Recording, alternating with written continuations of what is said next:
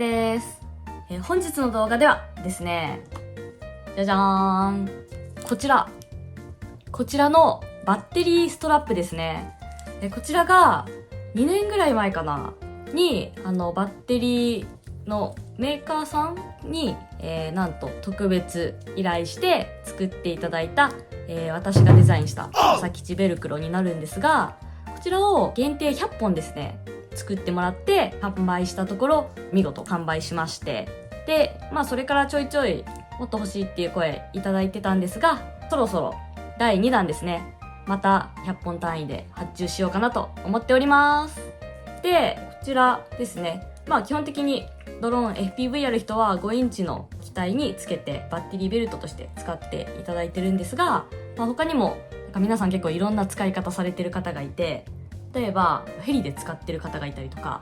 あと飛行機縛るのに使ってたりとかっていう、結構あと普通に箱縛るのに使ってたりとかっていう風に結構いろんな面白い使い方をしてる方がいらっしゃったので、概要欄にお申し込みリンクの方を貼っておくので、興味がある方ぜひお申し込みください。ちなみに制作は100本単位でできるので、もし注文が200本いきそうとかだったら200本発注しようかなと思います。で300本いきそうだったら300本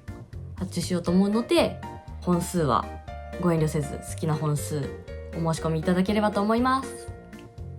ただですね、一応期限を設けて、でそれまでに申し込まれた数の切り捨て、例えば120本申し込みあったら、100本で発注するので、そこはちょっと先着順で最後の20本の方は抽選漏れということでご理解いただければと思います。ちなみに最初にですね、この朝吉ベルクロ欲しいというご提案くださったのが、朝吉ファンクラブの会長のトミーさんという方で、トミーさんはすでにこちらを20本ですね欲しいと伺っているので、トミーさん分押さえてあります。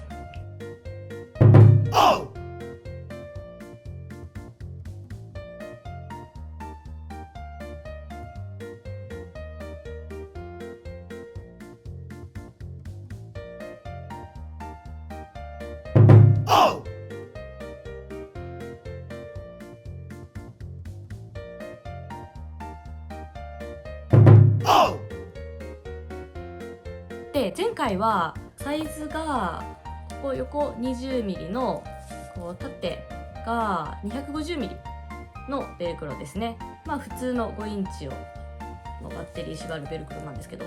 を作っていただいたんですが、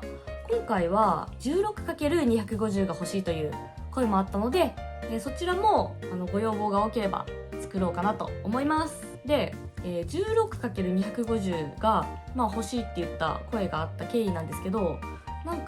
最近のこのレース機は幅が狭いらしいです。でかつさっきみたいにこのベルト2本通したいってなった時に、20×252 本だとちょっと幅が足りなくて 16×250 がちょうどいいサイズだということで、今回 16×250 もちょっと要望があれば作ってみようかなと思います。一方でこの 20×350 の幅の太い方が頑丈で切れにくくて良いという方もいらっしゃいます。ちなみにですね、こちらバッテリーつけるとどんな感じになるか巻いてみたいと思います。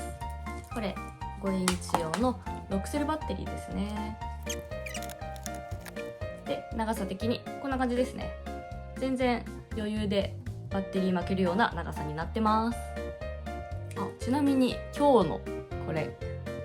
イヤリングは抵抗です。抵抗イヤリング自分で作りました。わかるかな、抵抗って。というわけで、こちらベルクロですね、ご応募お待ちしております。ちなみに16×250 の方は応募数が多かったら作ろうと思ってるので、その場合のみ申し込み者の方にはご連絡させていただければと思います。それでは今日の動画はこの辺で。バイバイ。